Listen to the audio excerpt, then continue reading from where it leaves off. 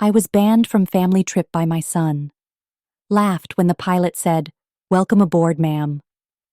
I used to think motherhood came with a lifetime seat at the table, that no matter how loud the world got, your children would always make space for your voice. But I was wrong. Time has a way of shifting relationships, twisting expectations, and slowly replacing love with convenience.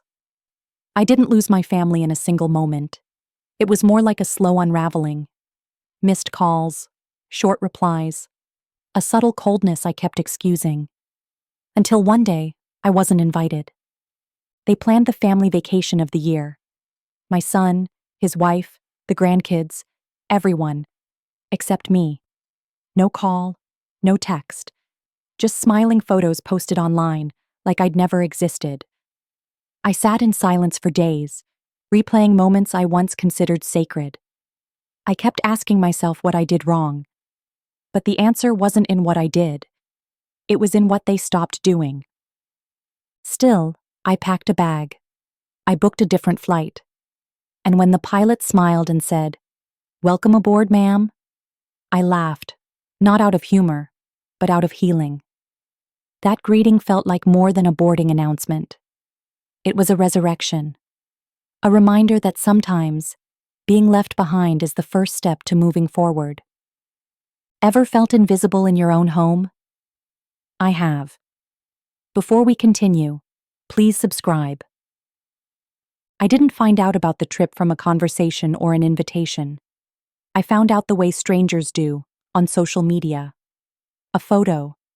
All of them at the airport. Matching shirts. Smiles stretched wide, like nothing in the world had ever gone wrong. My son was standing in the center, his hand on his wife's shoulder, the kids bouncing in front.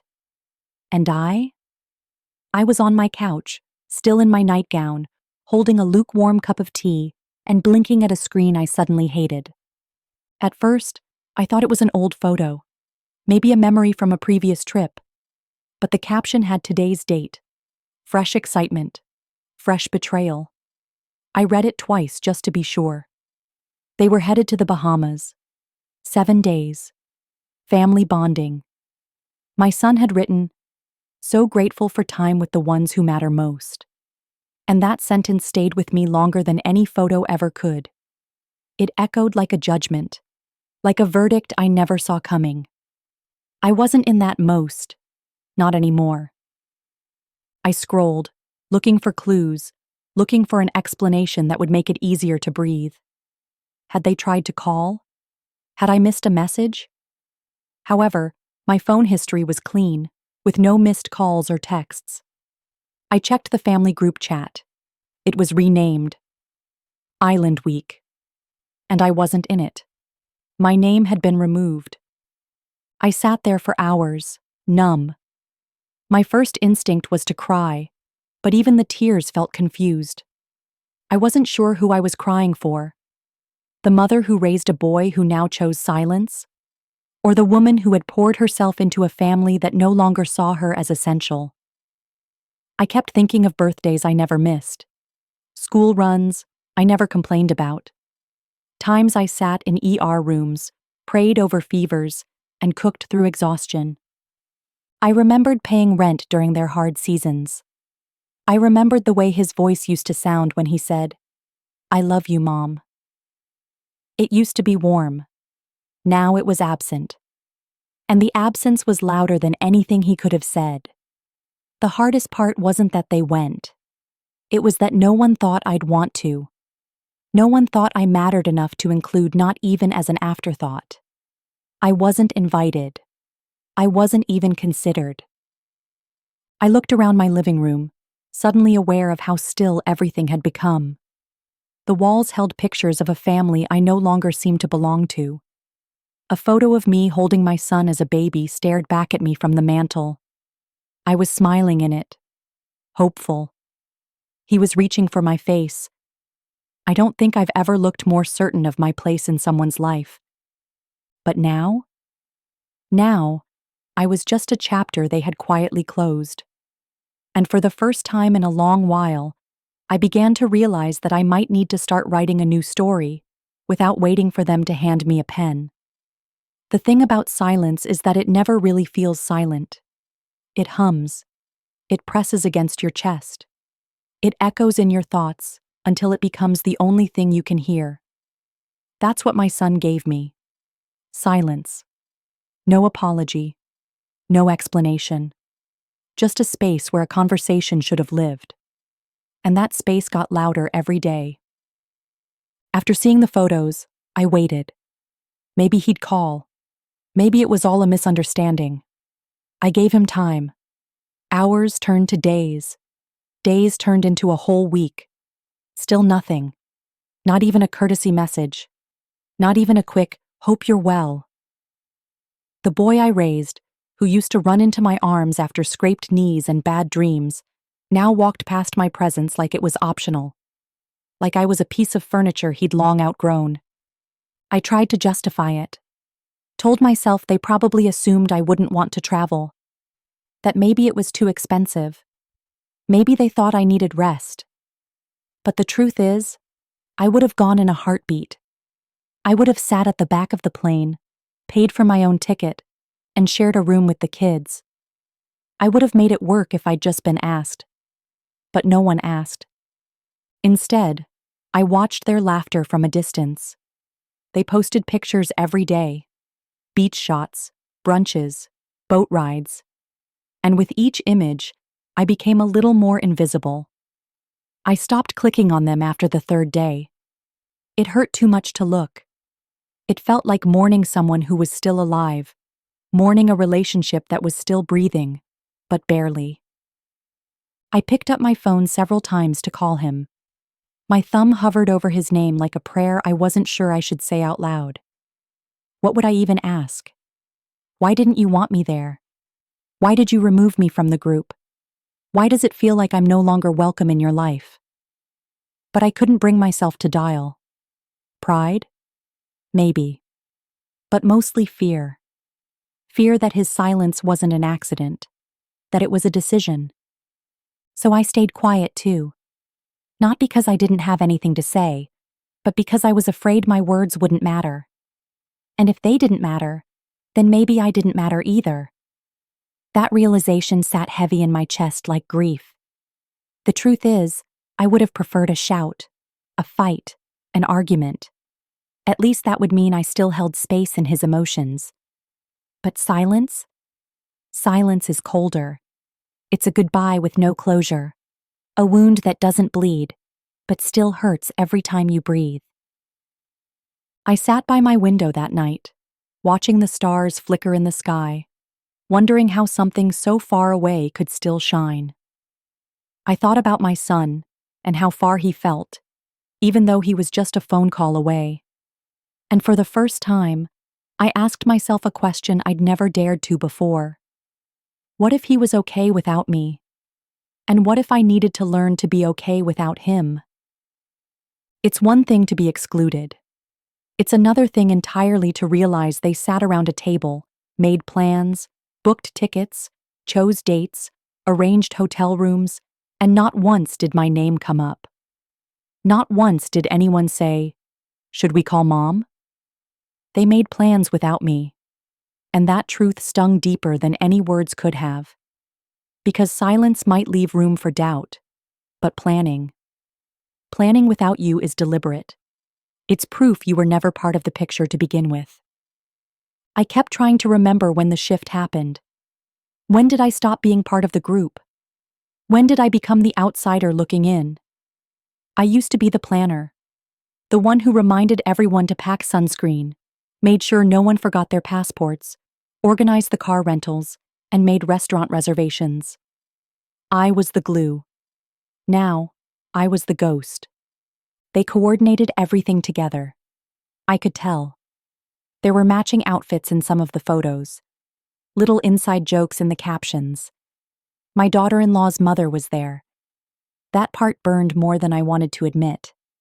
Her mother was invited, welcomed, hugged into the circle I used to belong to. And me? I was somewhere between forgotten and intentionally left out. I started noticing things I hadn't before. Conversations that had grown shorter over the months. Birthdays remembered late. Fewer visits. Fewer check-ins.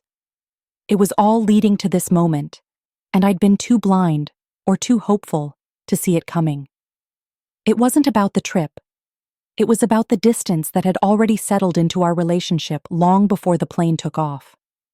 They planned the vacation of their dreams, and in doing so, they revealed mine was never part of it. I wasn't part of their dream anymore. I was a reminder of something they didn't want to bring along, responsibility perhaps, or the version of the past they were trying to outgrow. I don't know what hurts more, that they didn't need me, or that they didn't even think to pretend they did. I kept playing the image in my mind. Them around a dinner table, laughing, scrolling through Airbnb options, debating between resorts and cruise packages. Someone pulling out a notepad to jot things down. A moment full of excitement and intention. And none of it had my name on it. That kind of exclusion doesn't just bruise, it reshapes you. It forces you to ask yourself whether you were ever truly included, or just temporarily tolerated. And the answer, no matter how gently it arrives, is a breaking kind of quiet. So I sat in my kitchen, the same kitchen where I used to pack sandwiches for school trips and sneak chocolate into my son's bag, just to see him smile. And I realized something I hadn't wanted to admit.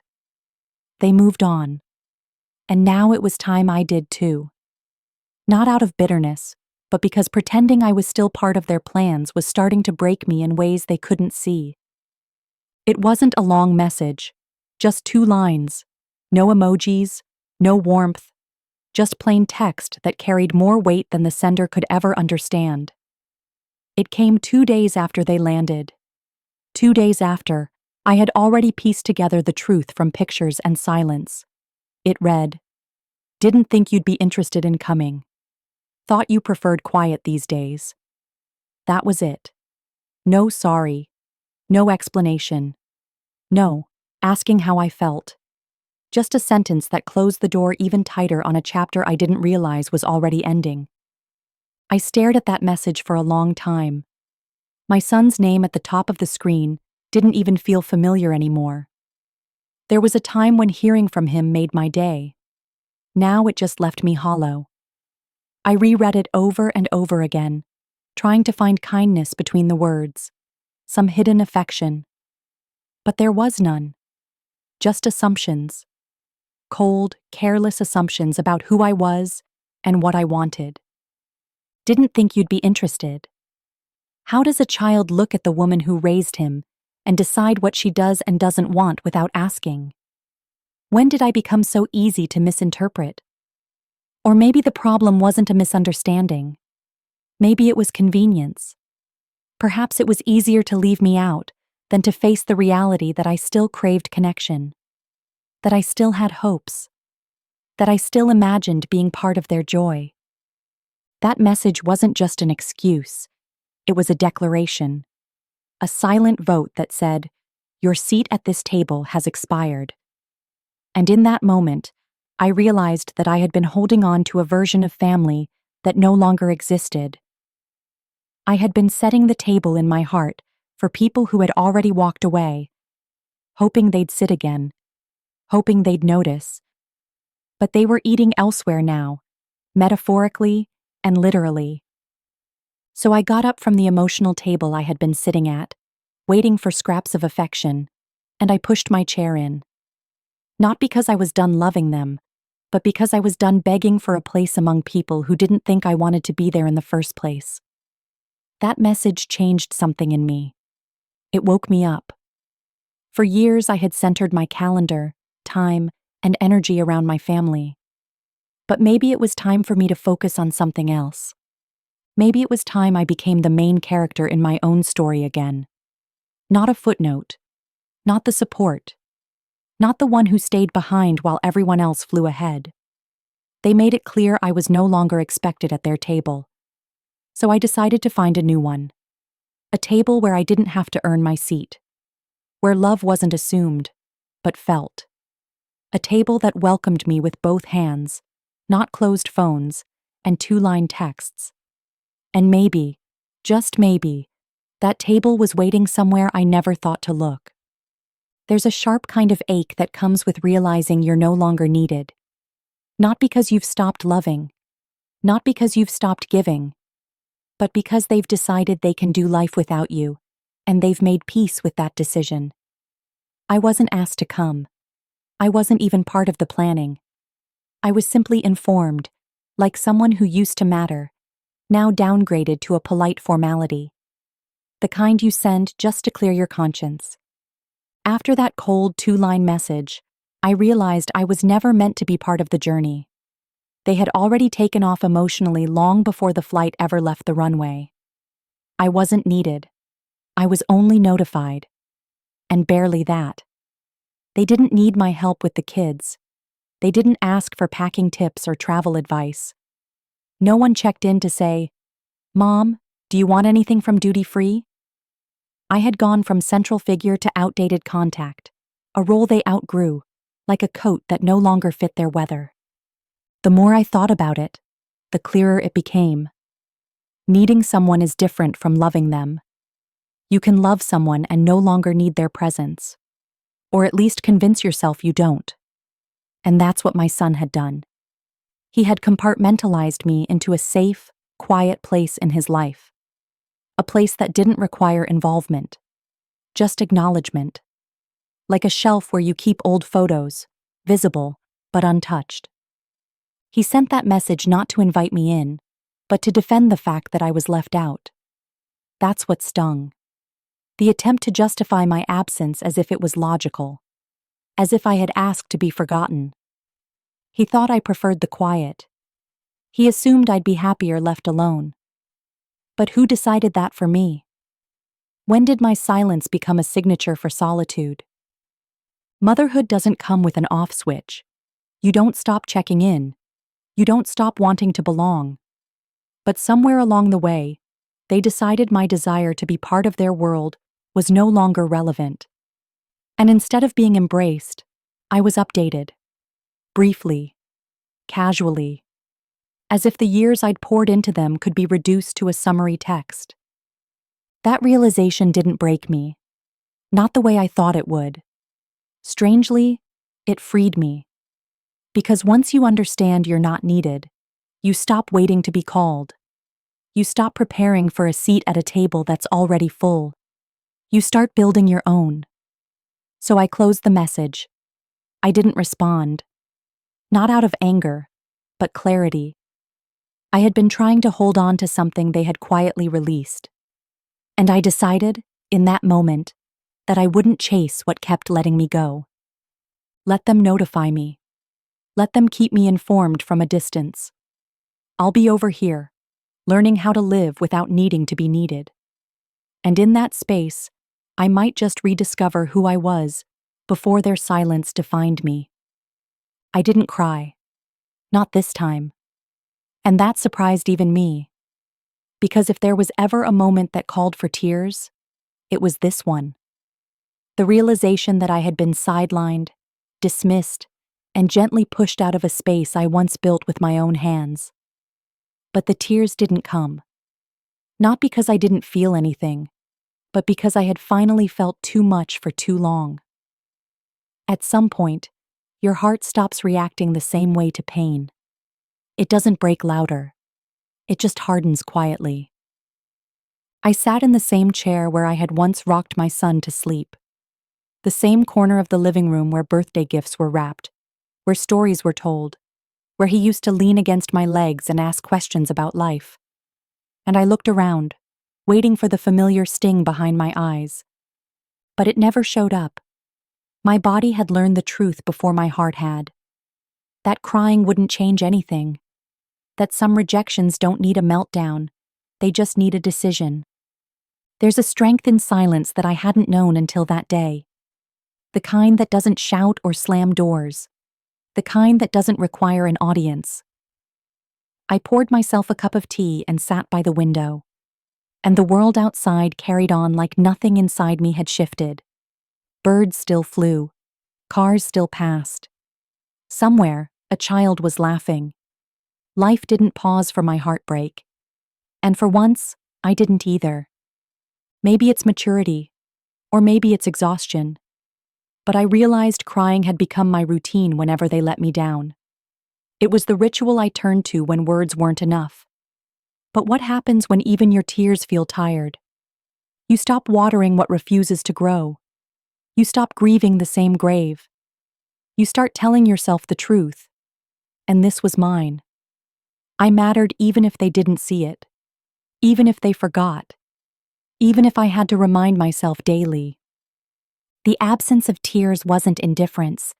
It was awareness. It was acceptance. I didn't cry this time because I finally understood that my value wasn't tied to their recognition. I wasn't just a mother. I was a woman.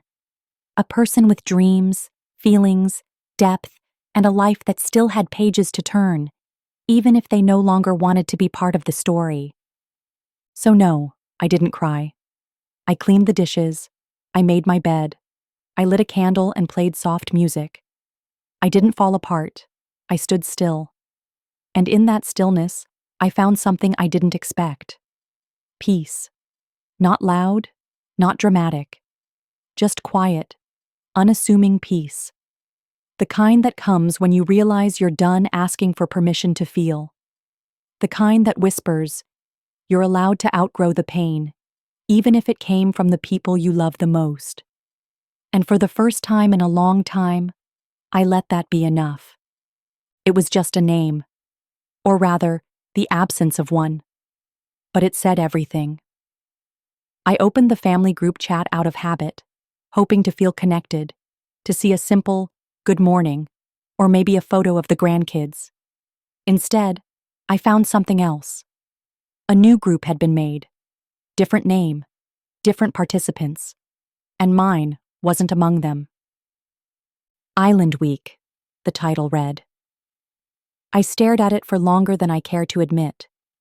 There was no attempt to hide it, no privacy setting to mask the fact that they had moved the conversation elsewhere without me. They had taken the old family chat, the one filled with years of memories, jokes, updates, holiday plans, and left it like an abandoned house. All the light had shifted to this new space, one I had no key to enter. I scrolled through the visible preview messages, plans being made, airport details, and talk about who would bring snacks for the kids. They were organizing as if I had never taught them how to plan in the first place.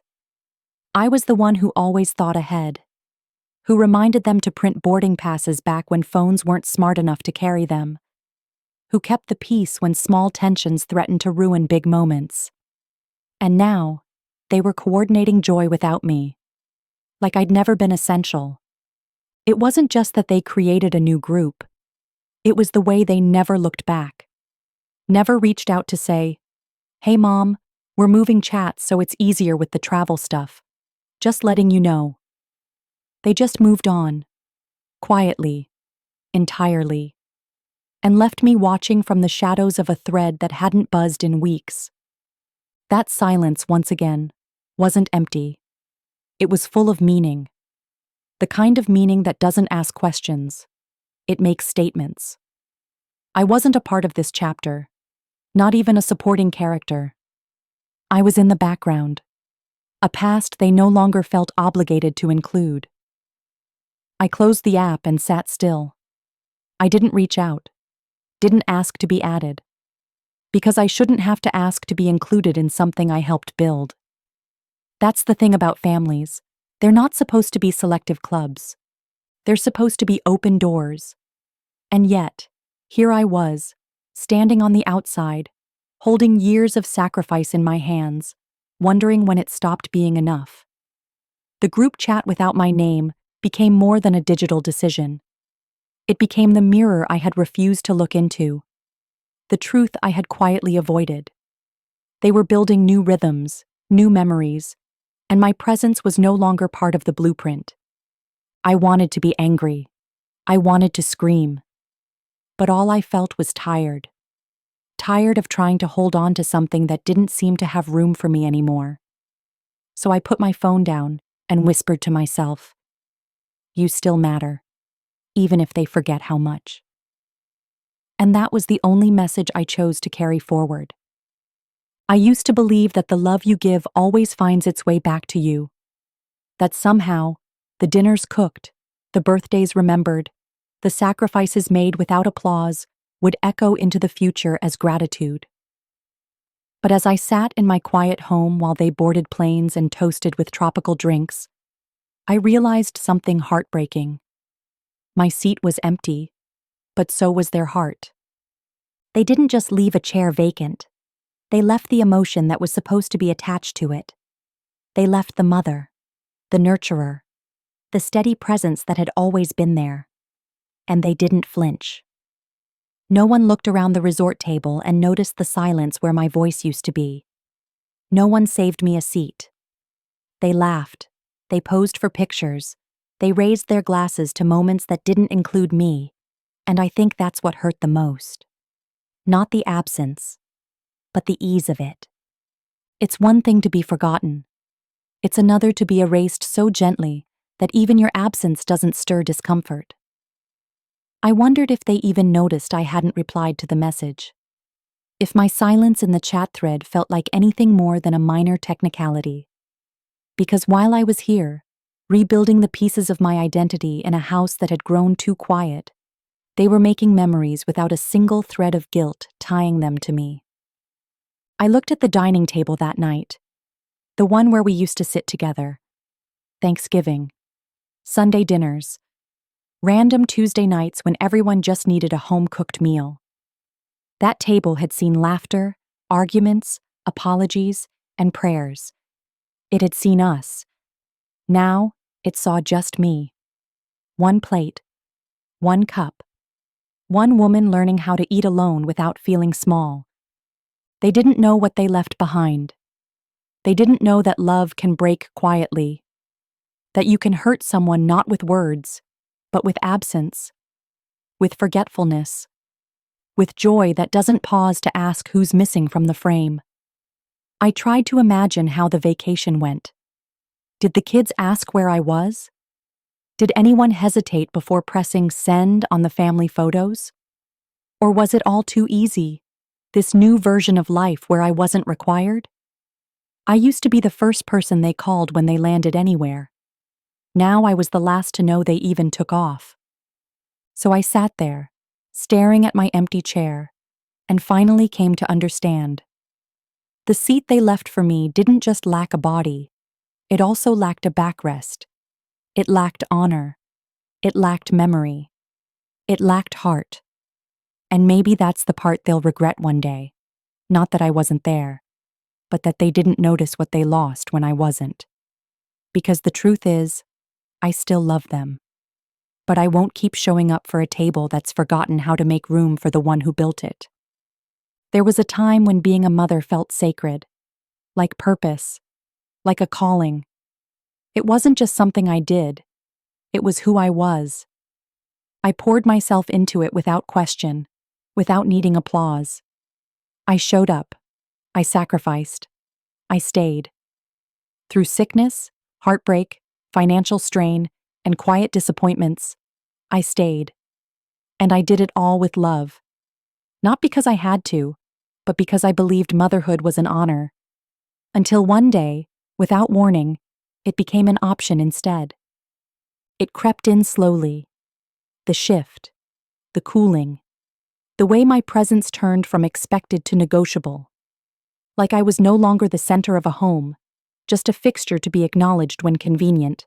I went from being called for everything, from fevers to car breakdowns, to being updated like an old friend, rather than a mother. They chose when to include me, when to call, when to remember.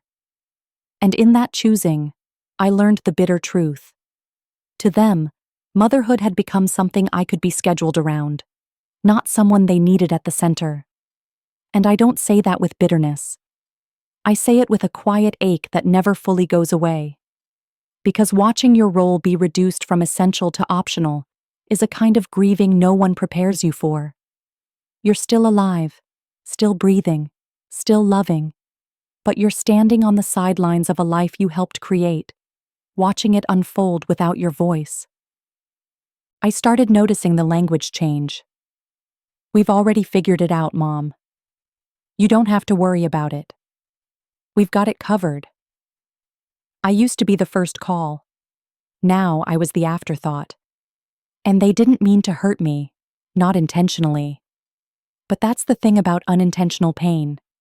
It still bruises. It still breaks something. I sat on my porch one evening, wrapped in an old sweater, watching the wind move the trees like it had somewhere to be.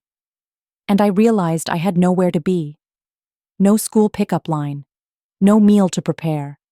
No last-minute grocery run for someone else's craving. Just stillness. A kind of silence that mothers aren't used to. Because when your children no longer need you in the same way, the world gets quieter in ways you never imagined. But even in the silence, I found something unexpected. Myself. The woman behind the title. The heart that still beat, still dreamed, still longed. Because motherhood will always be part of me. However, it cannot be the only thing that defines me, especially when others begin to treat it like a favor rather than a gift. So I decided something that night.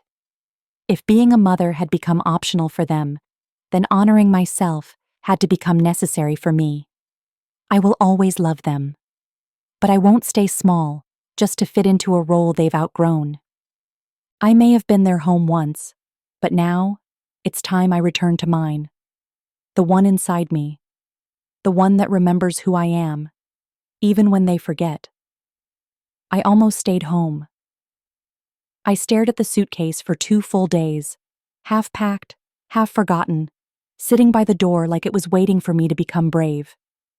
I had booked the ticket on impulse, quite a rebellion maybe, or healing in motion. But as the departure day got closer, I kept asking myself why. Why go? Who would care? What was I trying to prove? No one had asked me to come. No one was expecting my arrival. I wasn't chasing a reunion. I wasn't hoping to bump into them. This trip wasn't about them. It was about me. Still, something about walking into that airport felt heavier than it should have.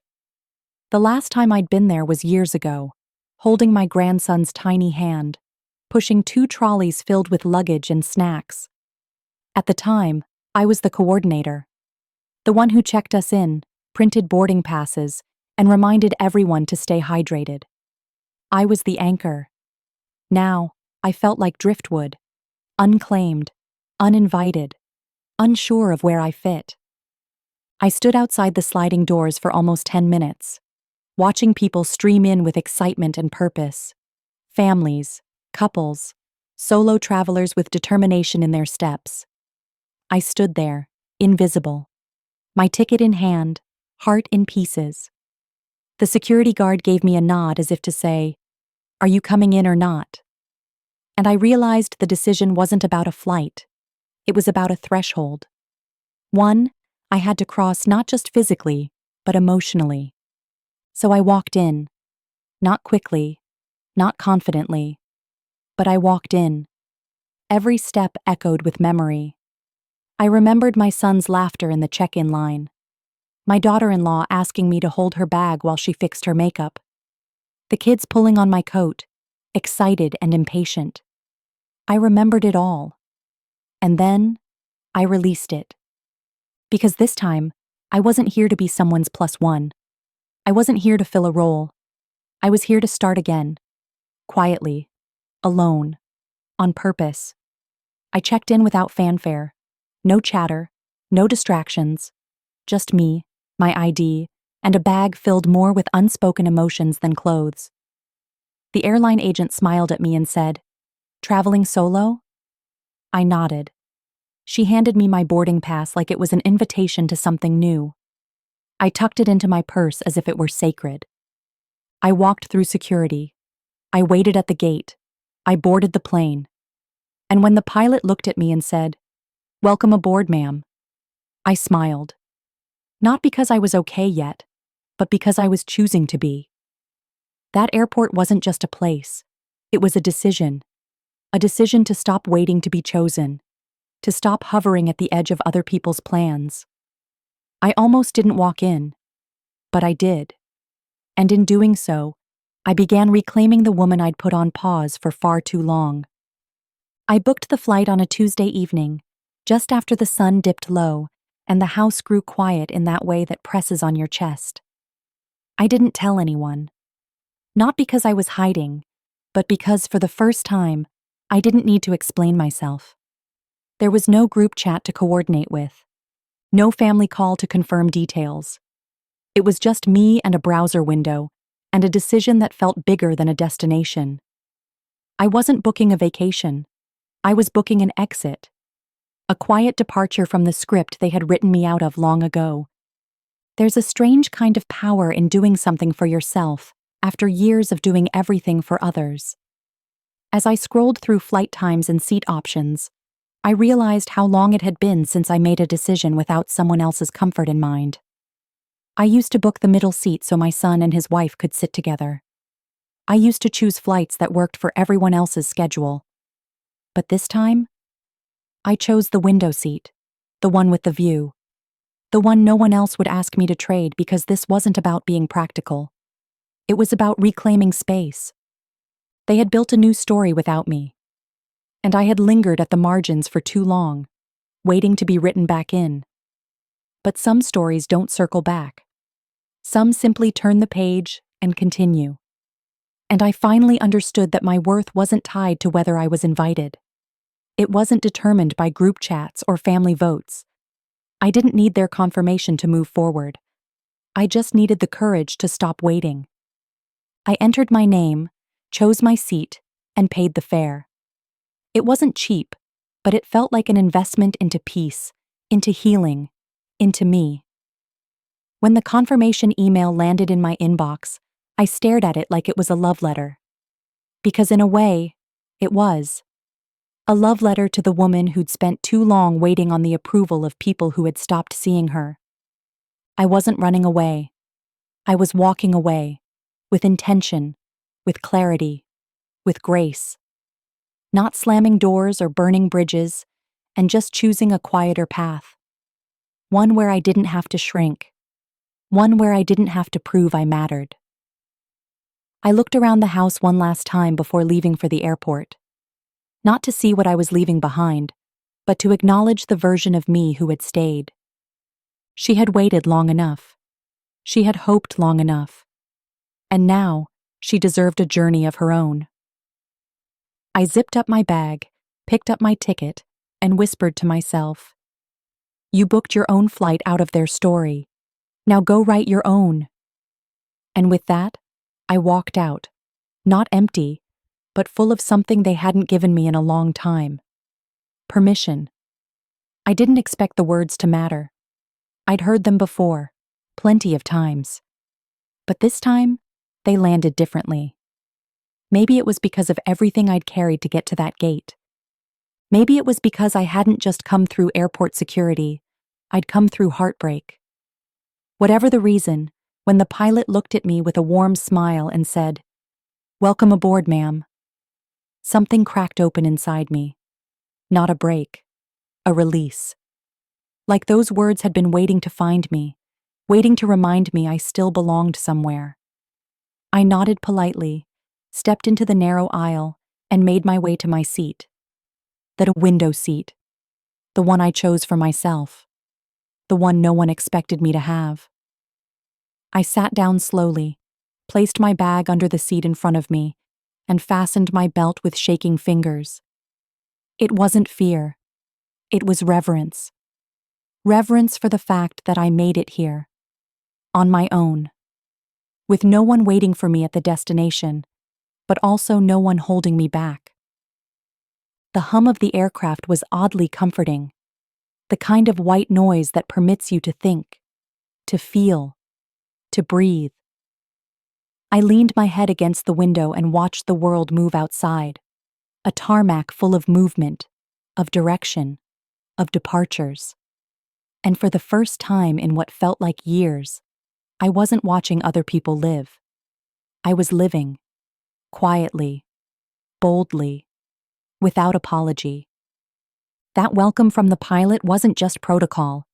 It was affirmation.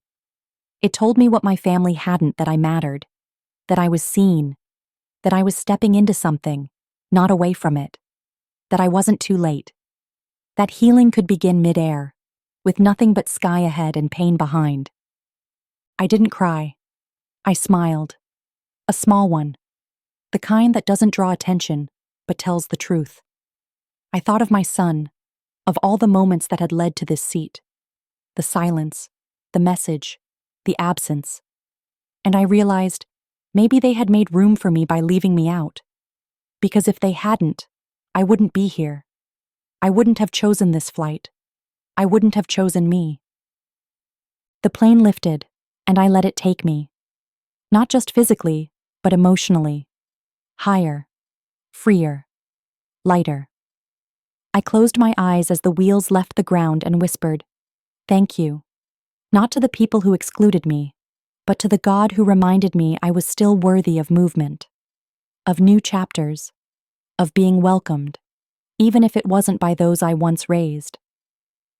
The seatbelt sign blinked above me, but I had already buckled into something deeper. My own becoming, my own return. The pilot had said, "Welcome aboard," and for the first time in a long time, I believed it. Because maybe I didn't need their invitation after all. I just needed to stop waiting and take flight. They didn't think I'd make it this far. Not really. They thought I'd stay where they left me, quiet, confused, orbiting around their plans, waiting for crumbs of inclusion.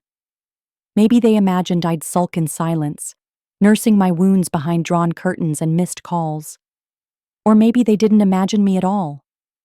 Perhaps they were so sure I wouldn't dare move forward on my own that they never even looked back.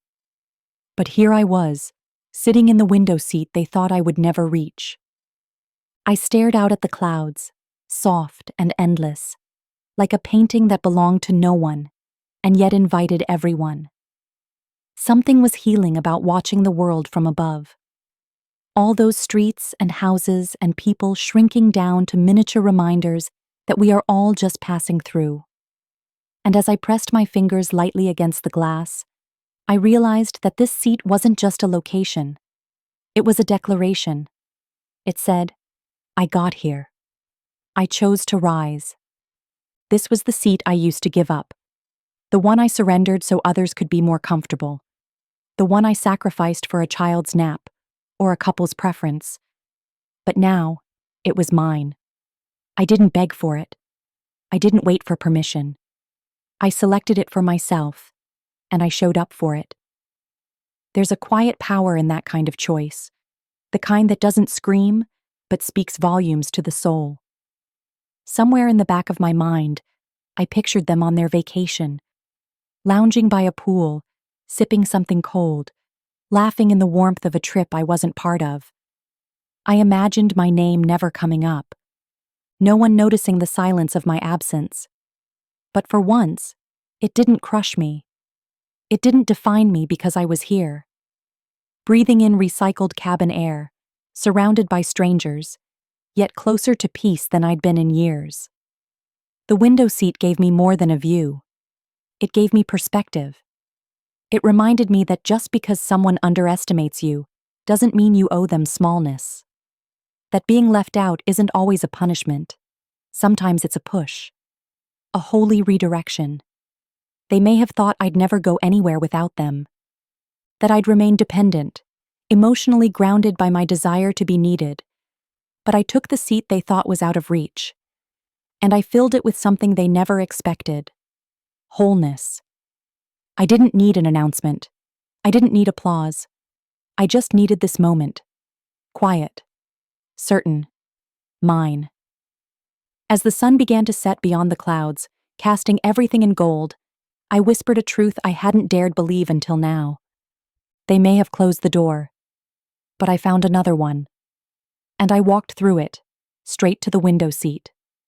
And from here, the view was everything. Healing isn't always soft. Sometimes it feels like ripping something from your chest that was never supposed to be removed. Sometimes it means walking away from the people you thought you'd never have to live without. No one tells you how painful it is to get better, when getting better means letting go of family. Letting go of the hope they'll return. Letting go of the version of them you created in your heart. The version who would never leave you out. Never forget your worth. Never make you feel like a stranger in your own story. The hardest part wasn't the exclusion. It wasn't even the silence. It was the slow, dawning truth that if I wanted to heal, truly heal, I had to stop clinging to the idea that they would come back and make it right. I had to release the illusion that my son would call with tears in his voice, telling me it was a mistake, that he missed me, that I mattered. I had to lay down the fantasy and accept the reality. And that's what hurt the most. Healing sounds beautiful until you realize it demands burying expectations, dreams, and attachments that have only wounded you. I used to believe that love could fix anything. That if you gave enough, forgave enough, waited long enough, the family would eventually remember who you are to them. But sometimes they don't. Sometimes they grow in a direction that leaves you behind. And you have to decide whether you'll keep chasing them into emptiness or finally turn toward yourself. I didn't want to admit that part of my healing required distance. I didn't want to believe that to find peace, I'd have to stop calling, stop checking, stop waiting. But that was the truth. And truth doesn't ask for your permission. It simply arrives. I cried that night. Not because they hurt me again, but because I was choosing to stop letting them. That decision alone felt like betrayal. But it wasn't. It was protection. There's a difference between loving your family and letting their absence define your worth. I would always love them. But I couldn't keep breaking myself into pieces, hoping they'd notice one. My healing would no longer be dependent on their awareness. It would begin with my choice to move forward. Letting go doesn't mean I stopped caring. It means I care enough about myself to stop bleeding in places that never offered a bandage. It means I accept that their silence is not a reflection of my failure, but of their inability to honor what was sacred. Healing hurt. It really did. But it also made room. Room for softness, for laughter, for peace, for the kind of love that starts within and doesn't demand permission to exist. I stared out the window of that flight, the sky stretching wide like a promise. And I knew I was finally on my way. Not just to a destination, but to the woman I lost while waiting to be chosen. I didn't send a postcard. I didn't post a picture. I didn't feel the need to prove I was okay or that I'd moved on. This vacation wasn't for show. It wasn't a performance. It was a quiet rebellion against the version of me who used to apologize for taking up space, for doing something just because it made me feel alive. This time, I took a vacation without asking for anyone's blessing and without offering an apology. The resort wasn't fancy, but it was enough. Clean sheets, warm sunlight. The ocean air wrapped around me like a whisper. I sat by the water each morning with a book I never quite read and coffee I let grow cold. I listened to the waves. Let the breeze find my skin. I wasn't trying to distract myself. I was letting myself feel everything. The grief, the release, the strange kind of joy that comes when your healing no longer needs anyone's permission. I didn't wear makeup. I didn't fix my hair to perfection. I wore the same sandals every day. Let my feet touch the sand. Let my soul unclench from years of holding on to people who never noticed. I laughed out loud when I wanted, cried when I needed to, walked through the market without a schedule, tasting fruit I couldn't pronounce, talking to strangers who didn't know my story. And for once, that was freeing. I wasn't someone's mother here. I wasn't the woman who got left behind. I was just a woman, existing, smiling, and healing in plain sight. No one asked why I was alone, and if they did, I didn't feel the need to explain. Aloneness didn't mean I was lonely. It meant I was finally comfortable with my own company. I didn't need anyone to fill the silence. It felt sacred now, like a space I'd finally earned. There was a moment, sitting beneath a wide umbrella with my feet buried in warm sand, when I realized something I hadn't been able to admit before. I wasn't waiting anymore. Not for a call. Not for an apology. Not for a sign that they missed me. I wasn't holding my breath, hoping to be remembered. I had remembered myself. This vacation wasn't about escape. It was about return. Returning to the parts of me that had been buried under motherhood, sacrifice, and the ache of unspoken rejection. I didn't need them to see me anymore. I saw myself. I loved myself. I honored the woman who booked her own flight, packed her own bag, and chose herself after being forgotten. So no, I didn't send them photos. I didn't let them know I was gone, because this was mine. A sacred pause. A chapter they didn't write.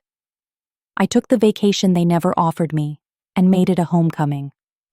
One where I arrived fully, without apology, and finally at peace with who I found when I got here. It came in the form of a voicemail. Short, hesitant, a little too casual for what it was trying to cover. Hey Mom, just checking in. We noticed you've been quiet lately. I wanted to check if everything is okay. Give me a call when you can. No urgency, no apology, just a delayed awareness wrapped in shallow concern. And as I listened to the message, standing barefoot on the cool tiles of my hotel room, I realized something that didn't sting the way I thought it would. They were too late. I was no longer sitting by the phone waiting for them to remember me. I wasn't refreshing my inbox or rehearsing what I'd say if they finally reached out. I had passed that place. Quietly, painfully, but completely. Their concern didn't feel like warmth. It felt like convenience. Like someone noticed my silence had lasted longer than usual and wondered if they should do something about it. Not because they missed me deeply, but because my absence had finally created a small crack in their world. A silence they couldn't explain away. But by the time they asked where I was, I had already gone. Not just physically, but emotionally. I had already taken the walk through grief. I had already faced the aching truth that I wasn't part of their priority anymore. I had buried the old version of myself, the one who waited, who hoped, who needed them to prove I mattered. That woman was gone. In her place was someone steadier, quieter, but stronger. The irony wasn't lost on me. The same people who excluded me without a second thought now noticed the emptiness I left behind. But healing doesn't wait for acknowledgement. It doesn't pause for those who wake up late to the damage they caused. It moves forward. And by the time they asked where I was, I had already arrived somewhere they couldn't follow without changing first. I didn't return the call. Not out of spite, but because there was nothing left to say that I hadn't already said in my absence. Sometimes silence is the clearest sentence. Sometimes not showing up is the most honest response. And if it took my disappearance for them to notice my presence, then maybe they never really saw me to begin with. I went back to the shore that evening, let the ocean breeze kiss my skin, and watched the sky blush into sunset. There was peace in not being chased. Not because it didn't hurt, but because I finally understood I didn't need to be found by people who didn't notice when I was fading. They asked where I was. However, the truth was that they never really knew where I had been. Not when I was hurting. Not when I was holding everything together in silence. And now that I had found my way forward, I wasn't turning back. They noticed too late, and I was already free. The sun began to sink slowly, painting the sky in colors too tender to describe. Deep amber bleeding into soft lavender, with streaks of gold that made the ocean look as if it had caught fire. I stood at the edge of the water, barefoot, my toes buried in the cool, wet sand. The wind tugged gently at my clothes, and for the first time in a long time, I wasn't thinking about who wasn't there. I was just here, present, whole, watching a sunset they didn't see. And I smiled. Not out of spite, not out of triumph, but out of something quieter. Peace. The kind of peace that comes when you stop begging people to witness your joy and realize you were meant to experience it anyway. Alone didn't feel like punishment anymore. It felt like freedom, because no one could take this from me. Not the colors, not the breeze, not this stillness that wrapped around my heart like a final answer to all the questions their silence left behind. They were probably back home by now, unpacking suitcases, sharing stories from a vacation I wasn't part of, maybe still not noticing I never called back. Or maybe they had finally felt my absence in full. But either way, it didn't change this moment. This beauty, this breath. They missed this. Not just the trip I took, but the healing it gave me. They missed the strength it took for me to step away. They missed the way the sky could make a woman feel whole again, even after being broken by the very people she raised. I used to think joy didn't count unless it was shared. That laughter needed an echo to be real. But standing in that glow, I realized how wrong I'd been. Joy becomes more sacred when it comes from within, when it's not attached to approval or applause, when it exists despite who didn't show up. This sunset was mine, and it asked nothing from me except that I see it. Fully, honestly, gratefully. It didn't care who forgot me. It didn't care who walked away. It simply poured its beauty across the sky like a promise that life still holds wonder, even after disappointment, even after rejection. So I smiled. I smiled at the sky, at the waves, at the woman I had become in the quiet. The one who didn't need to be chosen to feel chosen. The one who no longer begged to be seen. I smiled because I knew this healing didn't need witnesses to be real. It just needed a heart willing to receive it. And as the final light dipped behind the water, I whispered softly, "They didn't see this, but I did." And that was enough. It didn't happen with a dramatic announcement or a long message. No confrontation. Just a quiet, steady shift in the way I moved. In the way I loved them from a distance, without asking to be pulled closer. A goodbye they never saw coming, because they never believed I'd stop waiting. They thought I would always be there, sitting by the phone, checking the group chat that no longer included me, smiling through bruises I was too proud to show. But I stopped. The goodbye wasn't loud. It was subtle. It was in the way I stopped explaining myself. In the way I no longer reached out just to keep the connection alive. In the way I stopped performing love that was no longer being returned. I didn't send a final message. I didn't ask why they left me out. I didn't remind them of all I had done. I just quietly closed the door and turned the lock, not out of spite, but out of survival. Because healing doesn't always end with closure. Sometimes it ends with choice. And I chose to stop showing up where I wasn't seen. I chose to stop knocking on a door that only opened when it was convenient. I chose to say goodbye without bitterness, without yelling, without trying to prove my worth to people who treated it like an option. They'll remember me one day. Maybe not now, while their calendars are full and their lives feel complete. But one day, they'll sit at a table and feel the emptiness of the seat I used to fill. They'll remember my laughter, my cooking, my prayers. And it will hit them, not just that I'm gone, but that I didn't come back, that I didn't beg, that I didn't explain. I left without asking for understanding, because I finally understood myself. I packed my memories with grace, no bitterness folded into the corners, no anger tucked between the seams, just peace, just dignity. A final decision made with love for me. This goodbye wasn't about erasing them. It was about rescuing me. I had spent too many years hoping for a reunion that required me to stay small. And I wasn't small anymore. I wasn't invisible. I wasn't optional. So I said goodbye.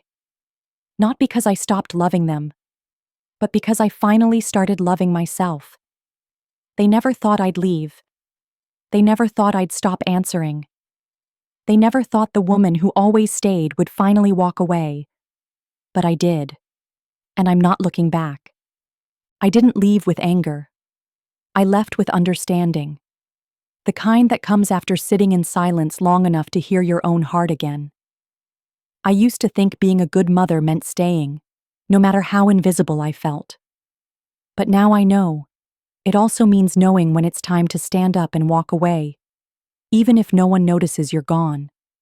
Especially then. This wasn't the ending I imagined, but it's the one I needed. One where I didn't need permission to reclaim my peace. One where I stopped chasing after people who only remembered me when it was convenient. I didn't leave to make a statement. I left because staying had become a slow undoing. And I was ready to be whole again. So to anyone who's ever felt forgotten by the ones you never forgot, to anyone who's ever been left out of the very story you helped write, know this. Your life is still yours to live. You are not too late to start again. You are not too empty to be filled. And you do not need their recognition to be worthy of love. Sometimes the best way to be seen is to stop waiting and choose yourself. Thank you for watching. Her story is one of survival, truth, and finally choosing herself. To hear more stories like this, click on the left and make sure you subscribe and turn on notifications. You are not alone in what you've lived.